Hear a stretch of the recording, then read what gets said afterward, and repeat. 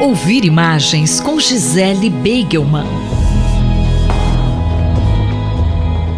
Professora, estou sabendo que a senhora está lançando um novo livro. Leila, é verdade. No meio da loucura toda dessa pandemia, eu realmente escrevi um pequeno livro e acabou de sair pela editora Escola da Cidade, Coronavida, Pandemia, Cidade e Cultura Urbana.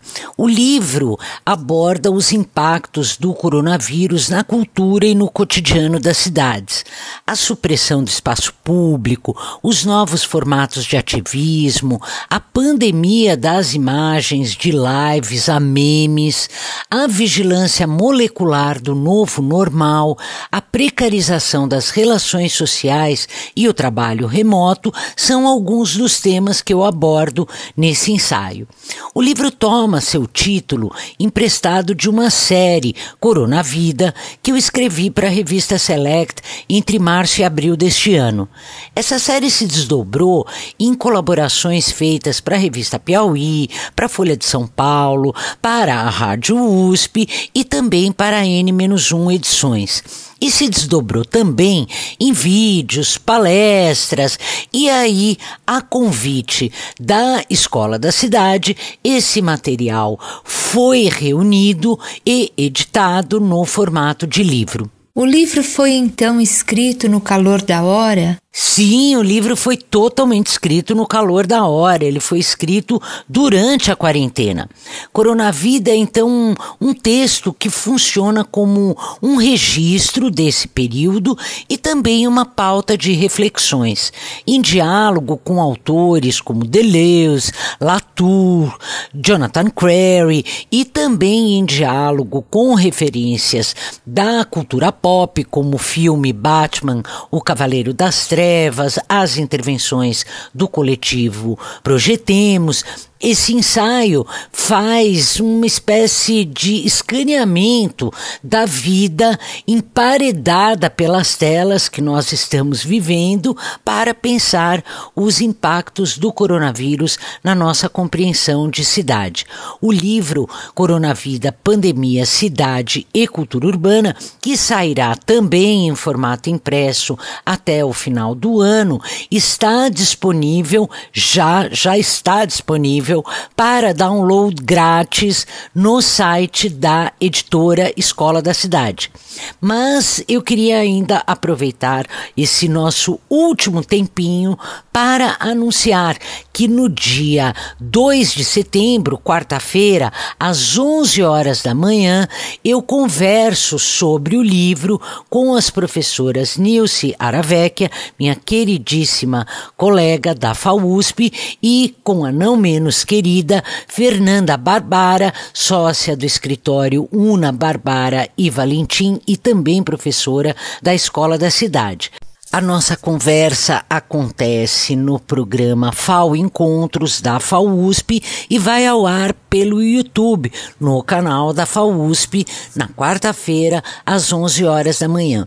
Acesse a nossa coluna aqui no Jornal da USP para pegar os links do debate e para baixar o livro. Os caminhos, no entanto, são fáceis. Entra no canal do YouTube da FAUSP na quarta-feira, às 11 horas da manhã, para participar da conversa conosco e baixe o livro entrando no site da Escola da Cidade, clique em editora, que o livro vai estar lá disponível para download.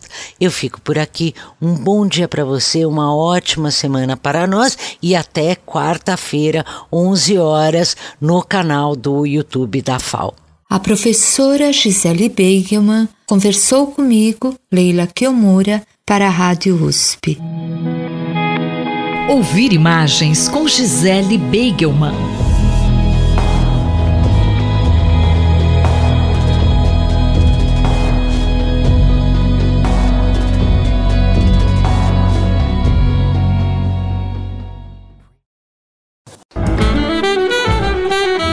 Economia, por Gilson Schwartz.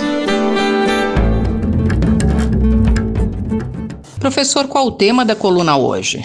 Nosso tema hoje é o teto. Furo o teto, não furo o teto.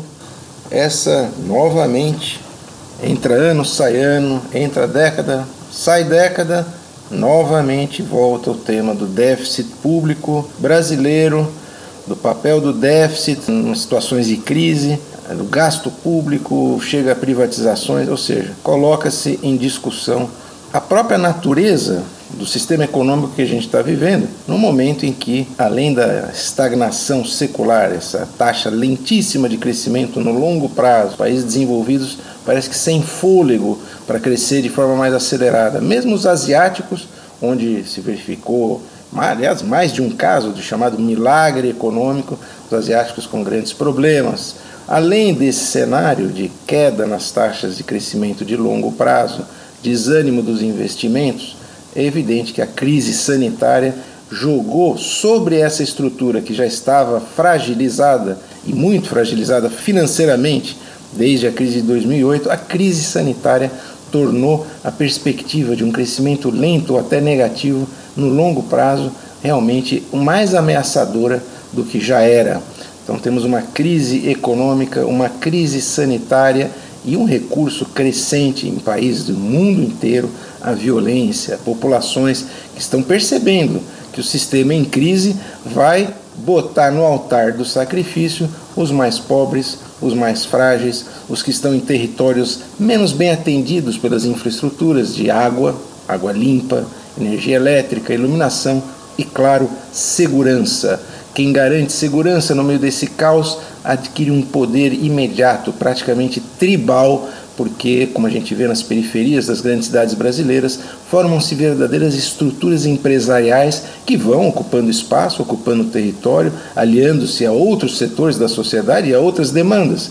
Demanda por cultos religiosos, demanda por assistência financeira, aquele empréstimo que muitas vezes o sujeito da milícia ou do tráfico, ele já tem ali um caixa, um fluxo de caixa, então a violência torna-se também uma violência financeira, sobretudo uma violência contra o próprio cidadão, porque a única garantia que ele tem de ser defendido, de encontrar segurança, seja material, seja econômica ou financeira, passa a ser fora do sistema legal, fora da democracia, dentro da democracia, nesse nível de barbárie, nesse nível de selvageria econômica, ambiental e até pela sobrevivência mais imediata, né? Você poder ir à padaria e voltar à noite sem ser assassinado ou apanhado num tiroteio entre gangues que disputam esse território sem Estado e agora sem governador. É uma crise muito profunda. E nesse contexto volta no Brasil, né, parece que falta imaginação,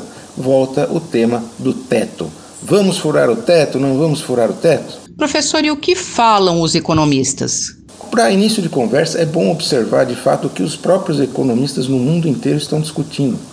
A questão fiscal não é a questão central no momento de saída da crise. Uns vão discutir a maneira de fazer isso. E de fato há muitos modos. Por isso que mais uma vez a gente fica com aquela sensação de frustração ao ver que os economistas brasileiros voltam ao fla-flu, fazendo abaixo-assinado para ver se é para furar o teto ou não é para furar o teto.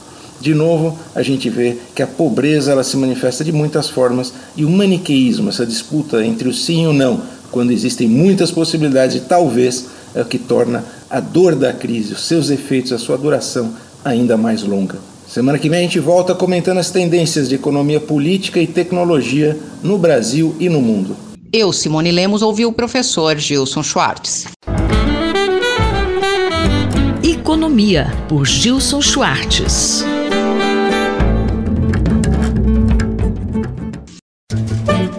Horizontes do Jornalismo, por Carlos Eduardo Lins da Silva.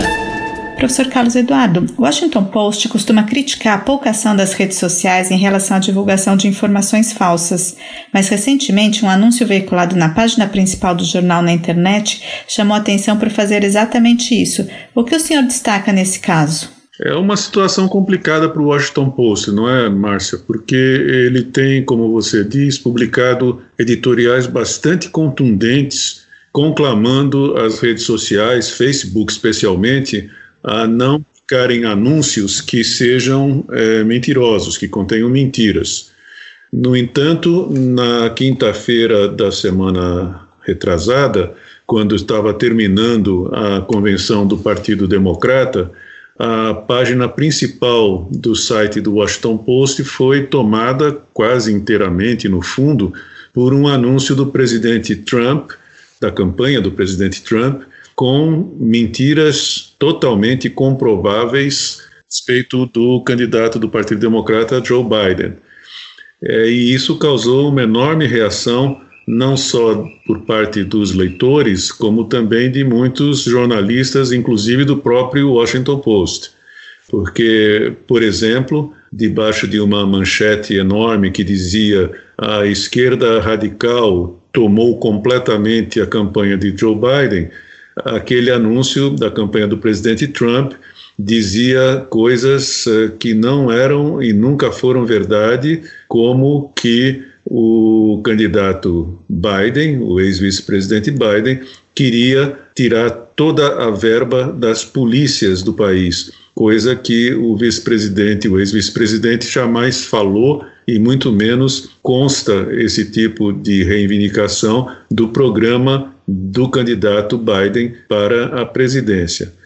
Então, uma situação complicada.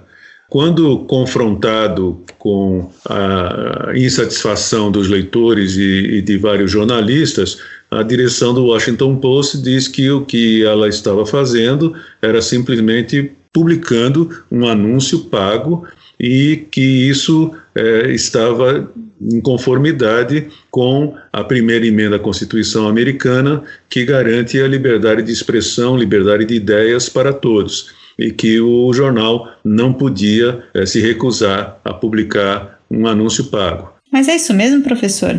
Isso não é bem verdade também, não é, Márcia? Porque o Washington Post, como quase qualquer jornal, pode se recusar a publicar anúncios. Eu mesmo, na minha experiência anterior de responsável por parte da redação da Folha de São Paulo, várias vezes ajudei a tomar decisões nas quais se resolvia que um anúncio que estava sendo questionado ou por conter mentiras ou por ser potencialmente caluniador, não deveria ser publicado. E várias vezes eu vi a Folha recusar-se a publicar anúncios pagos. O próprio Washington Post tem os seus termos e condições para anúncios que são dirigidos, são gerenciados pelo departamento comercial, não pela redação, e um deles diz claramente que o Post se reserva o direito de editar, revisar ou rejeitar qualquer anúncio. Porque, por exemplo, o jornal não vai publicar um anúncio que seja claramente difamador de alguma pessoa, porque depois ele pode ser processado por injúria, infâmia, difamação. Então, é uma situação complicada em que o Washington Post se meteu, ainda mais porque se trata de um veículo que é propriedade de um dos grandes magnatas das novas mídias, que é o Jeff Bezos da Amazon. Uma situação cheia de conflitos potenciais de interesse que colocam o jornal, que é um grande jornal e que tem feito um trabalho magnífico durante o governo Trump, coloca esse jornal numa situação difícil. O jornalista e professor Carlos Eduardo Lins da Silva, colunista da Rádio USP, conversou comigo, Márcia Blasques. Horizontes do Jornalismo, por Carlos Eduardo Lins da Silva.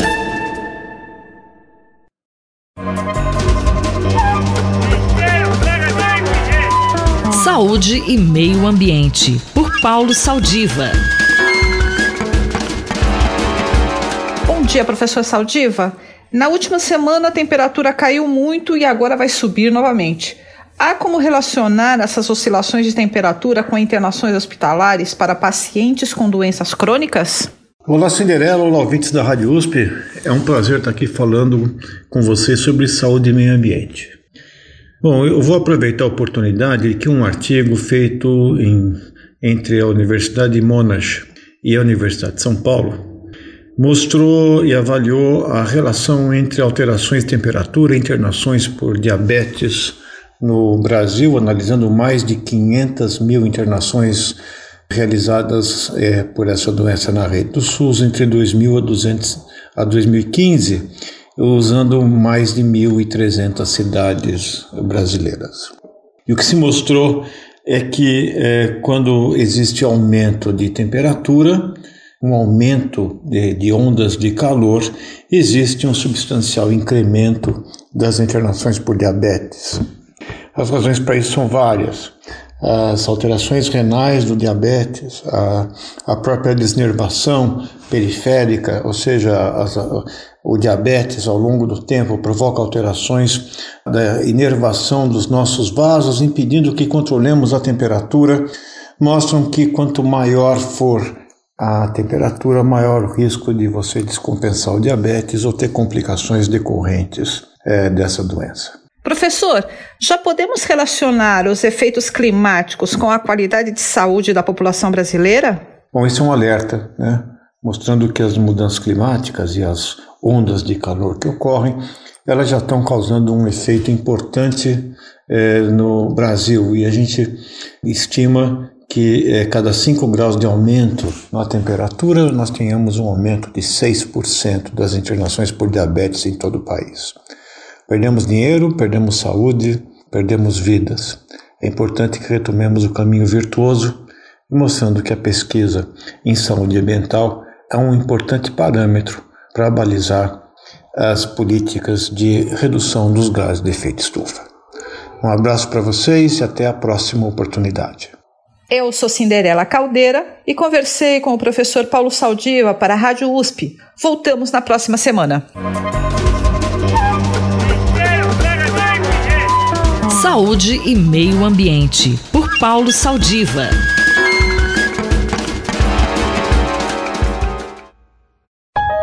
Observatório da Inovação, com Glauco Arbix. Bom dia, professor Glauco. A rapidez com que a Rússia está produzindo uma vacina para a Covid-19 tem respaldo científico? Bom dia, ouvintes da Rádio USP. Bom dia, Cinderela. A Rússia informou uma declaração do seu presidente, Vladimir Putin, que ela vai liberar uma vacina contra a Covid-19 muito rapidamente. E a comunidade científica no mundo todo, e em especial a Organização Mundial da Saúde, que tem meios e faz esse tipo de controle, estão, vamos dizer assim, de cabelos em pé, certo? Por quê? Porque a vacina está sendo liberada, está sendo atestada pela Rússia como sendo eficaz contra a Covid, apesar de não ter completado as fases todas necessárias, em especial a fase 3 dos exames clínicos, que é exatamente aquela fase em que um número muito grande de pessoas recebem a vacina para conhecer os efeitos colaterais, para saber se efetivamente a vacina consegue conter a doença ou provocar outras, que é o que ocorre quando os medicamentos não são adequados. Então, essa é uma situação muito especial, porque é certo que nós precisamos ser muito expeditos, ser muito rápidos na pesquisa, e houve uma série de medidas para acelerar exatamente a realização desses testes, né? Por isso que as vacinas, inclusive, estão começando a ser apontadas, várias, a de Oxford, a da China, várias delas, né? De várias empresas, graças a essas medidas que foram tomadas, mas o que não se pode fazer é diminuir exatamente as formas de garantir todas as medidas e os limites, né, que garantem a saúde das pessoas, né, porque aí sim nós estaremos criando um problema muito maior do que a própria Covid, porque a gente vai estar receitando e estar inoculando na população um medicamento que não tem nem comprovação, que pode resultar e provocar efeitos danosos e atingir a vida, até mesmo a vida das pessoas. Professor, essa discussão se tornou política e não científica como deveria ser? Essa é uma questão chave que assume características trágicas num país, no mundo todo, e num país como o Brasil, né? Porque a última coisa que a gente precisa é uma politização do debate sobre vacina, né? Sabe, a discussão ela perde o foco quando a política entra e se mescla com a ciência nesse caso, porque O que se perde de vista exatamente são as pessoas, é o alvo preferencial de se buscar uma vacina, uma cura ou medicamentos para diminuir os impactos da pandemia. E quando se politiza, o que se busca são os jornais, a imagem, né, dos governantes e mesmo das empresas que não se cansam de dizer que eles são os mais aptos a apresentar soluções para problemas tão fortes. Não há nada disso, né? Não há milagre. As vacinas serão as vacinas que mostrarem os seus efeitos positivos para a vida da população e para conter a doença. A politização é um desastre para todos nós. Só basta olhar aqui em São Paulo, a disputa entre o Estado de São Paulo, o governo federal, nada disso ajuda ninguém. Nós temos que apoiar todas as iniciativas, mas sem perder de vista que elas precisam seguir os roteiros característicos de uma boa medicina. É preciso coragem.